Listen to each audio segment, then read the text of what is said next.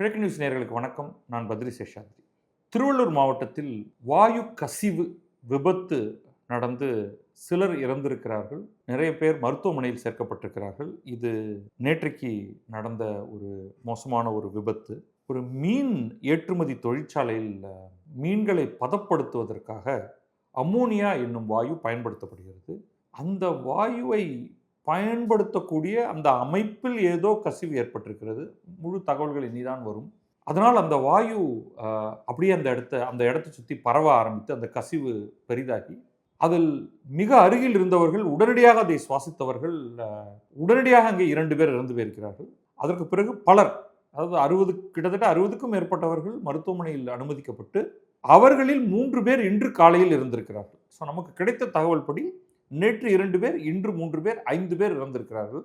சில தொலைக்காட்சிகளில் 7 பேர் இறந்திருக்கிறார்கள் தகவல் வந்திருக்கு. ஆனால் அதிகாரப்பூர்வமாக 2+3 5 தகவல். மற்ற டீட்டெயிலாம் பார்த்தீங்கன்னா, திருவள்ளூர் மாவட்டம் ஊத்துக்கோட்டை வட்டம் பெரியபாளையம் அருகே கன்னிகைப்பேர் கிராமத்தில் தனியார் மீன் உணவு ஏற்றுமதி தொழிற்சாலையின் உற்பத்தி பிரிவில் ஞாயிற்றுக்கிழமை எதிர்பாராத விதமாக அம்மோனியா வாயு கசிவு ஏற்பட்டதில் அங்கு பணியில் இருந்த 64 நபர்கள், 60 பெண்கள் 4 ஆண்கள் பாதிக்கப்பட்டுள்ளனர். துரதிருஷ்டவசமாக 2 பெண்கள் உடனே இறந்திருக்கின்றனர். இந்த பலி எண்ணிக்கை 5ஆக உயர்வு. அதான் நான் சொன்னது. வாயு கசிவு பாதிப்பால் சென்னை ராஜீவ்காந்தி அரசு மருத்துவமனையில் தீவிர சிகிச்சை பெற்று வந்த ஒரு பெண் திங்கட்கிழமை அதிகாலை உயிரிழந்த நிலையில் ஸ்டான்லி மருத்துவமனையில் சிகிச்சை பெற்று வந்த மற்றொரு பெண் உயிரிழந்தார். மொத்தமாக பலி எண்ணிக்கை 5ஆக உயர்ந்துள்ளது. இந்த இறந்து போன 5 பேர்ல 3 பேர் தனியார் மருத்துவமனையில் சிகிச்சை பெற்று வந்தவர்கள், அரசு மருத்துவமனையில் சிகிச்சை பெற்று வந்தவர்கள் 2 பேர் அப்படின்னு தமிழ்நாடு சுகாதாரத்துறை தெரிவித்திருக்கிறது. 3 பேர் கைது. தனியார் மீன் ஏற்றுமதி தொழிற்சாலையில் ஏற்பட்ட வாயு கசிவு விபத்து தொடர்பாக கன்னியாகுமரியைச் சேர்ந்த ஆலை உரிமையாளர் மோகன், அவரது சகோதரர் ஜோசப் ஜெகன், மேலாளர் டேனியல் ஆகிய 3 பேர் கைது செய்யப்பட்டு ரிமாண்ட் செய்யப்பட்டிருக்கிறார்கள். இவ்வளவுதான் தகவல் நமக்கு இப்போதைக்கு. இதை அடுத்து பேரவையில் இப்போ சட்டப்பேரவை கூட்டத்தொடர் நடந்துகிட்டு இருக்கு. அதில் இன்று காலை சட்டப்பேரவை கூடிய உடனேயே விதி எண் 110 கீழ் தொழிலாளர் நலத்துறை அமைச்சர் பர்வேஸ் அவர் ஒரு ஸ்டேட்மெண்ட் படிக்கிறார். விதி எண் 110ங்கிறது என்ன அப்படின்னா, ஒரு விவாதம் நடத்தாமல் ஒரு அறிக்கையை கொடுக்கறதுக்கு விதி எண் 110. ஒரு காலகட்டத்தில் ஜெயலலிதா விதி எண் 110 மட்டுமே பயன்படுத்தி வந்தார். ஏன்னா அதுக்கு மேல டிஸ்கஷன் டிபேட் நடக்க முடியாது. அதனால விதி எண் 110 கீழ் அப்படின்னா இந்த சமயத்தில் அது செய்யறது ஒன்றும் தப்பு இல்லை. ஏன்னா கவர்மெண்ட் கிட்ட இனஃப் தகவல் இல்லை. என்ன நடந்திருக்குன்னு நேற்றுக்கு தான் விபத்து நடந்திருக்கு. இவ்வளவு பேர் இறந்திருக்கிறார்கள். 70 பெண்கள் 4 ஆண்கள் அரசு மற்றும் தனியார் மருத்துவமனைகளில் சிகிச்சை பெற்று வருகின்றனர் அப்படின்னு அவர் சொல்றாரு. செய்தி ஆரம்பத்தில் சொல்றது 64 பேர்னு. இப்போ அது 70+4 74 ஆயிருக்கு. இன்னும் 10 பேர் சேர்த்து. இதில் 36 பேர் தீவிர சிகிச்சை பிரிவில் உள்ளனர். 27 பேர் சாதாரண சிகிச்சையில் உள்ளனர். 5 பெண்கள் உயிரிழந்துள்ளனர். தொழிலாளர்கள் உயிர் இழந்த செய்தி கேட்டு முதல்வர் மிகுந்த வேதனை அடைந்தார். உயிரிழந்தவர்களின் குடும்பத்தினருக்கு தலா 2 லட்சம் ரூபாய் வழங்க உத்தரவிட்டுள்ளார். உயிரிழந்த தொழிலாளர்களின் உடல் அரசு செலவில் சொந்த ஊர்களுக்கு அனுப்பி வைக்கப்படும். தொழிலாளர்களுக்கு இஎஸ்ஐ பிஎஃப் வழங்கவும் உத்தரவிடப்பட்டுள்ளது. இஎஸ்ஐ இது ஆட்டோமேட்டிக்காக அது ட்ரிகர் ஆகிடும். இதெல்லாம் சென்ட்ரல் கவர்மெண்ட் ஆர்கனைசேஷன். பணியில் இருக்கும்பொழுது அவங்களுக்கு இஎஸ்ஐ ஒழுங்காக கட்டியிருந்தாங்கன்னா அந்த பூதம்லாம் இனிமேல் தான் கண்டுபிடிக்க போகிறோம்.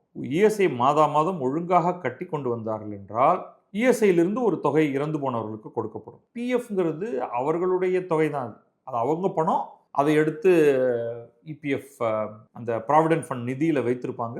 அது கொடுக்க போகிறாங்க.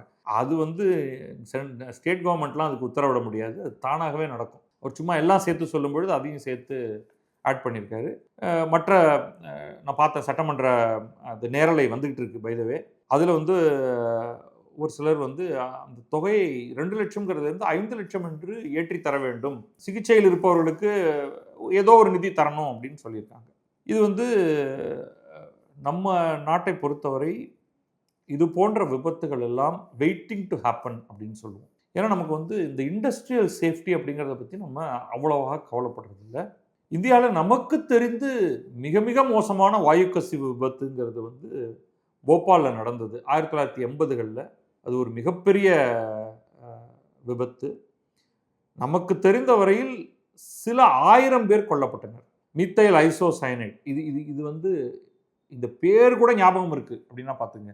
மீத்தைல் ஐசோசயனேட் அப்படிங்கிற வாயு கசிந்து வான் வழியாக பரவி அந்த பில்டிங்கில் அந்த இண்டஸ்ட்ரியல் காம்ப்ளெக்ஸ்க்குள்ளே வேலை செய்தவர்கள் மட்டுமல்லாமல் தெருவில் இருக்கக்கூடிய மக்கள் எல்லாம் வந்து கொல்லப்பட்டனர். மிகச் சமீபத்தில் எனக்கு தெரிந்தது 2020ன்னு நினைக்கிறேன். சில ஆண்டுகளுக்கு முன்னால் விசாகப்பட்டினத்தில் வாயு கசிவு பரவி, இது வேற அந்த சமயத்தில் கோவிட் காலகட்டம் வேற.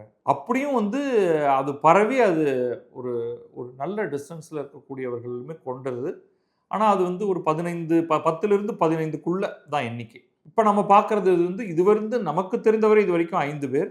பட் இன்னும் எண்ணற்ற இந்த வாயு கசிவுகள் இண்டஸ்ட்ரியல் வாயு கசிவு. இதை தவிர கழிவுநீர் அகற்றக்கூடிய இடத்துல ஹைட்ரஜன் சல்ஃபைடு அப்படிங்கிற ஒரு வாயு சேரும். இந்த கழிவுநீர், மனித கழிவு, இந்த செப்டிக் டேங்க்னு சொல்கிறோம் இல்லையா, அங்கெல்லாம் வந்து இந்த ஹைட்ரஜன் சல்ஃபைடுங்கிற வாயு அதிகமாக சேர்ந்துருக்கும். நீங்கள் அதை க்ளீன் பண்ணுறதுக்கு பாவம் அவங்க வந்து சரியான எக்யூப்மெண்ட், மாஸ்க் எதுவுமே போட்டுக்க மாட்டாங்க. அவங்க அதை டேங்கை திறப்பாங்க, அப்படியே அங்கே சேர்ந்துருக்கக்கூடிய ஹைட்ரஜன் சல்ஃபைடு அப்படியே அடிக்கும். ஒரு 3 பேர் அவுட்டு. அதை க்ளீன் பண்ணுறதுக்காக வந்திருக்கிறவங்க. இது வந்து எக்கச்சக்கமாக பார்த்துருக்கோம். இதெல்லாம் ஒரு பேக்ரவுண்ட் எக்ஸ்பிளைனருக்காக சொல்கிறேன். ஸோ ஹைட்ரஜன் சல்ஃபைடு கேஸ்னால அது ஹைட்ரஜன் சல்ஃபைடுன்னு யாரும் டேங்க்கில் வச்சு அது லீக்கேஜ் இல்லை. செப்டிக் டேங்க் கிளீனிங்கில் இது சர்வசாதாரணமாக நடப்பது. இதை தவிர கிட்டத்தட்ட எந்த வாயுவுமே உங்களை வந்து ஒரு ஒரு அதிகமான அளவுக்கு நீங்கள் அதை சுவாசிக்க நேர்ந்தால் உங்களுக்கு அது ஒரு பேராபத்தை ஏற்படுத்தும். ஏன்னா சாதாரணமான கார்பன் டை ஆக்சைடு நம்ம உடலே வெளியேற்றும். அதை ஒவ்வொரு நொடியும் நாம் ஆக்சிஜனை சுவாசித்து கார்பன் டை ஆக்சைடை வெளியேற்றி கொண்டிருக்கிறோம். ஆனால் இந்த கார்பன் டை ஆக்சைடு டேங்குக்குள்ளே உங்களை தூக்கி போட்டாச்சுன்னா உங்களுக்கு சுவாசிக்க ஆக்சிஜன் கிடைக்காத காரணத்தினால் கார்பன் டை ஆக்சைடுமே உங்களை கொல்லும். அது உங்கள் உடம்புல போய் எந்த ரியாக்ஷனும் அது பண்ணாது. அது ஆக்சிஜனை கொடுக்காத காரணத்தினால, ஆக்சிஜன் இல்லாத காரணத்தினால இது நடக்கும். இன்னொன்று கார்பன் மோனாக்சைடு பாதிப்பு ஒன்று இருக்குது. இந்த கார்பன் மோனாக்சைடுங்கிறது வந்து கார்பன் அது இது இது இது எங்கெல்லாம் இது வரும் அப்படிங்கிறதுக்கு சொல்கிறேன். ஏசி சரியாக இயங்காத சமயத்தில் அல்லது நீங்கள் வந்து ஒரு மூடிய அறைக்குள்ளே இருக்கும் பொழுது கார்பன் டை ஆக்சைடோடு கூட சேர்ந்து கார்பன் மோனாக்சைடும் அங்கே உற்பத்தி ஆகிறதுக்கான வாய்ப்பு இருக்குது.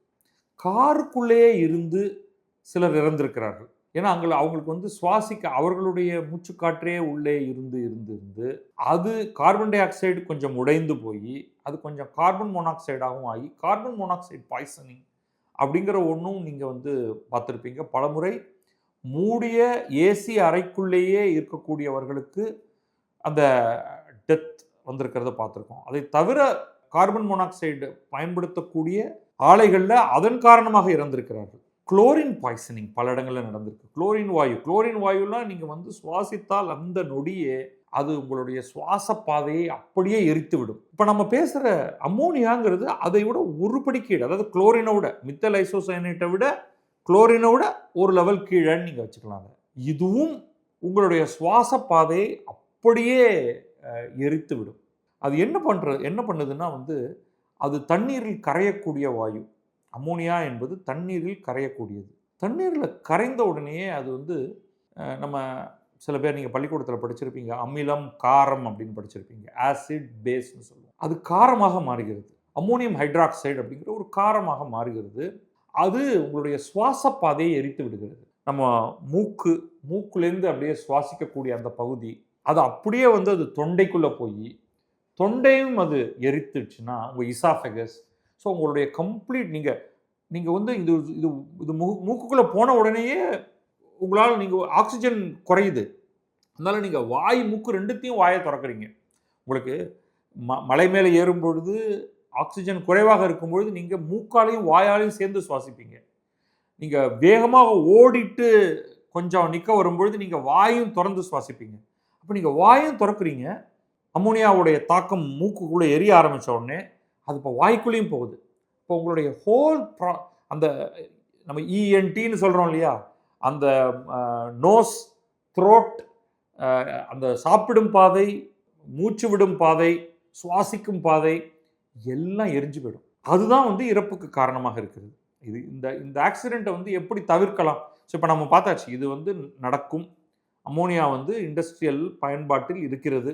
இதை வந்து இன்னும் பெரிய பெரிய இண்டஸ்ட்ரிலாம் இருக்குது. இப்போ உதாரணத்துக்கு யூரியா தயாரிக்க வேண்டும்னா அதோடைய இடுபொருள் அம்மோனியா. அங்கெல்லாம் மிகப்பெரிய டேங்கரில் அதோடைய சைஸ் அம்மோனியா தயாரிக்கும் அந்த யூரியா தயாரிக்கக்கூடிய தொழிற்சாலைகள்லாம் மிக மிக பெரிதாக இருக்கும்.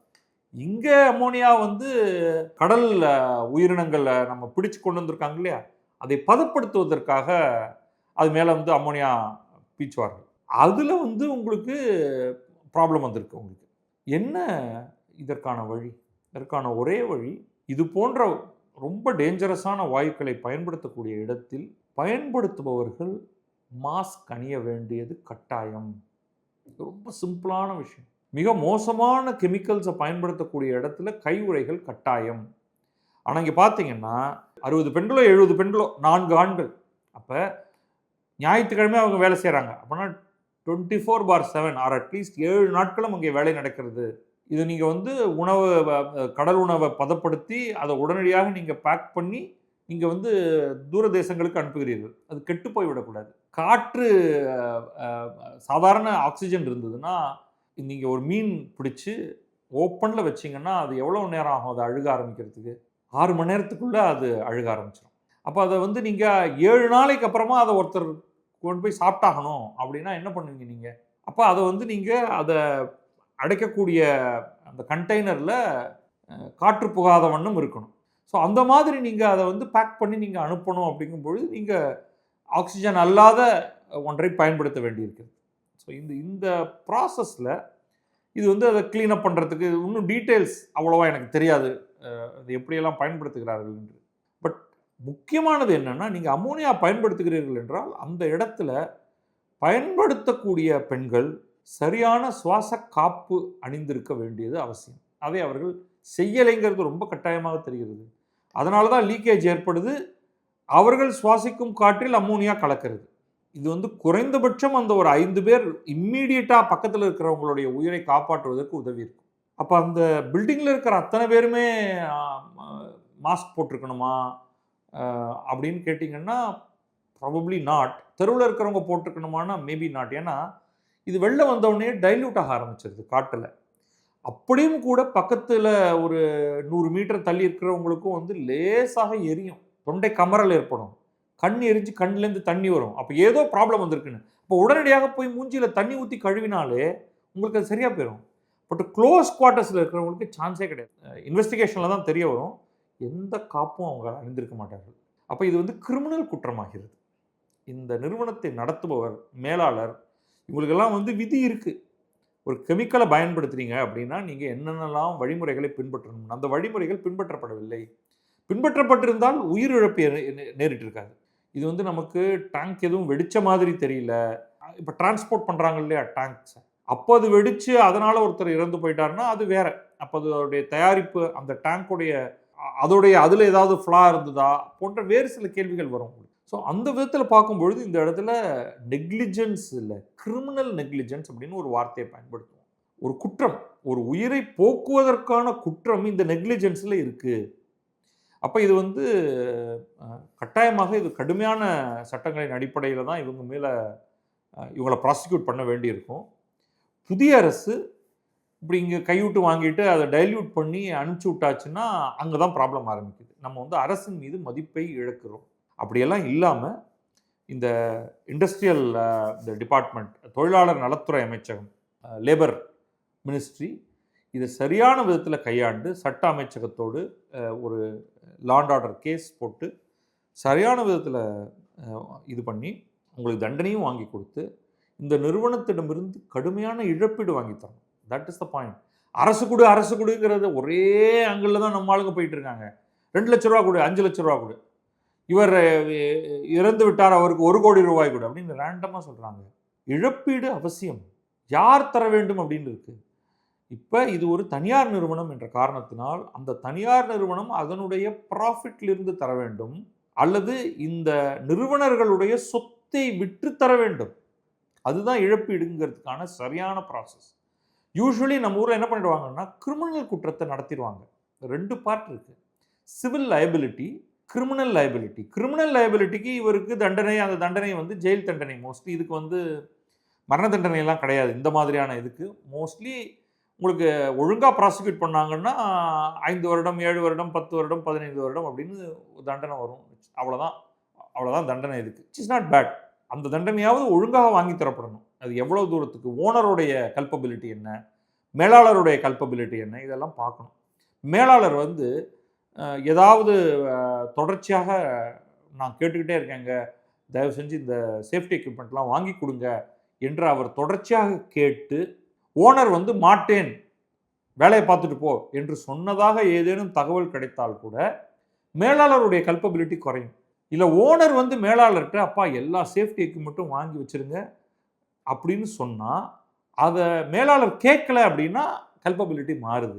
இருந்தாலும் மேலாளர் மேலே எல்லா குற்றத்தையும் போட முடியாது. என்ன நடந்தாலும் ஓனருக்கு தான் மேக்சிமம் கல்பபிலிட்டி. ஏன்னா அவர் தான் அந்த ஆலையை நிறுவுறாரு. அவர் தான் அனைத்து விதமான கட்டுப்பாடுகளையும் தெரிந்து கொண்டு சரியான கன்சல்டன்ஸை வைத்து, இதுக்கெல்லாம் வந்து இப்போ ஃபயர் சேஃப்டிக்கு கன்சல்டன்ஸ் இருக்காங்க, கெமிக்கல் சேஃப்டிக்கு கன்சல்டன்ஸ் இருக்காங்க. நமக்கு லாபம் வேணுங்கிறது மட்டுமே போதாது. ஒரு தனியார் நிறுவனத்துடைய விதிகளுக்கு கட்டுப்படாமல் அவர்கள் நடந்து கொண்டால் அவர்கள் மீது எல்லா விதமான ப்ராசிக்யூஷனையும் கொண்டு வரணும். இது கிரிமினல் ப்ராசிக்யூஷன். சிவில் லைபிலிட்டி அப்படின்னு பார்க்கும்பொழுது, உங்களிடம் வேலை செய்யும் ஒருவர் இறந்து போனால் நீங்கள் முதல்ல இன்சூரன்ஸ் வச்சுருக்கீங்களா? இந்த மாதிரியாக ஆக்சிடென்டல் டெத்துக்கு, இண்டஸ்ட்ரியல் ஆக்சிடெண்ட்டில் இறந்து போனால் அதற்கான ஒரு இழப்பீடு தருவதற்கான இன்சூரன்ஸ் வைத்திருக்கிறீர்களா? அதுக்கான ப்ரீமியம்லாம் குறைச்சி தான், ரிலேட்டிவ்லி குறைச்சி தான். எல்லா ப்ரைவேட் நிறுவனங்களும் இதை கட்டாயமாக பின்பற்றணும். நீங்கள் உங்களுடைய அலுவலகத்தில் நடக்கக்கூடிய, அதுவும் இதெல்லாம் வந்து ஹசார்டஸ் அப்படிங்கிற ஒரு இடத்துக்கு கீழே வருது. ஒரு உணவகத்தில் சிலிண்டர் வெடிக்கலாம், சமையலறையில் வேலை செய்பவர் அதனால் பாதிக்கப்படலாம், இறக்கலாம், அல்லது மிக கடுமையாக காயமடையலாம். அப்போ அதுக்கான இன்சூரன்ஸ் வச்சுருக்காங்களா? இதெல்லாம் வந்து நம்ம விழிப்புணர்வு ஏற்படுத்தணுங்கிறதுக்காக தான் இதை நான் சொல்கிறேன். அப்படியெல்லாம் இருந்தது என்றால் அந்த இழப்பீட்டை காப்பீட்டு நிறுவனம் தரும். பட் அவங்களும் சிலது இன்சிஸ்ட் பண்ணுவாங்க. நீங்கள் வந்து ஃபயர் ஃபைட்டிங் எக்யூப்மெண்ட் வச்சுருக்கீங்களா, மாஸ்க் கொடுக்குறீங்களா, நீ மாட்டுக்கு வந்து ஒன்றும் நான் இன்சூரன்ஸ் எடுத்துட்டேன், நீ வந்து 4 பேர் இறந்து போயிட்டாங்க, 10 பேர் இறந்து போயிட்டாங்க, காசு கொடு அப்படின்னு அவன் கொடுக்க மாட்டான். நீ அதுக்கு இன்சூரன்ஸுக்கு எப்பன்னா, நான் எல்லா முன்னேற்பாடுகளையும் செய்திருக்கிறேன், முன்னெச்சரிக்கை நடவடிக்கைகளை எடுத்திருக்கிறேன், ஆனாலும் என்னுடைய சக்திக்கும் மீறி ஒரு ஆக்சிடென்ட் நடந்து விட்டது, அந்த விபத்துக்கு தான் நம்ம காப்பீடு கேட்க முடியும். ஸோ இது மாதிரி வந்து எல்லாத்தையும் அவங்க பின்பற்றணும். லாபம் ஒன்றே குறிக்கோள் என்று இருந்தால் அது போன்ற நிறுவனங்களில் வேலை பார்ப்பவர்களுக்கு ரொம்ப பெரிய பிரச்சனை. ஸோ இந்த சிவில் லைபிலிட்டியும் வாங்கி தரணும். அதற்கு மேலே எக்ஸ்கிரேஷியா, இப்போ அரசு கொடுக்கும் தொகை என்பது அவர்கள் உடனடியாக தருகிறார்கள். உடனடி தேவைகளுக்கு இப்பொழுதே இதை பயன்படுத்திக் கொள்ளுங்கள். அரசுக்கிட்டே போய் நீ இன்னும் கொஞ்சம் காசு கொடு, இன்னும் கொஞ்சம் காசு கொடு என்று கேட்பது தவறு. அதான் இதுதான் வந்து என்னுடைய ஒட்டுமொத்தமாக நான் இப்பொழுது பார்ப்பது. இன்னும் தகவல்கள் கிடைக்கும் பொழுது நம்ம அதை எடுத்துக்கிட்டு அதை வைத்துக்கொண்டு மேற்கொண்டு விசாரிப்போம். தமிழகத்தில் சமீப காலங்களில் நடந்துள்ள மிக மோசமான தொழில்துறையில் ஏற்பட்டுள்ள ஒரு விபத்து இது. இதை அடிப்படையாக எடுத்துக்கொண்டு அரசு ஒரு சேஃப்டி ஆடிட்டை அனைத்து நிறுவனங்களுக்கும் செய்வது அவசியமாகிறது. அது வந்து உங்களுடைய எலக்ட்ரிக் சர்க்கியூட் சேஃப்டி, உங்களுடைய fire fighting equipment related fire safety, chemical இன்ஜினியரிங்குள்ளே வருது, வாயுக்கள் அங்கே பயன்படுத்தப்படுகின்றன அல்லது கெமிக்கல் லிக்விட்ஸ் பயன்படுத்தப்படுகிறது என்றால் அதற்கான சேஃப்டி மற்றும் வேறு பல எண்ணற்ற விஷயங்கள் இருக்குது, ஏற்கனவே கோட்ஸில் இருக்குது. அந்த சேஃப்டி எல்லாம் இருக்கிறதா என்று பார்க்க இந்த சேஃப்டி இன்ஸ்பெக்டர்ஸை உடனடியாக ஆக்டிவேட் பண்ண வேண்டியது அவசியமாகிறது. நன்றி, வணக்கம். நான் பத்ரி சேஷாத்ரி. இது கிழக்கு நியூஸ்.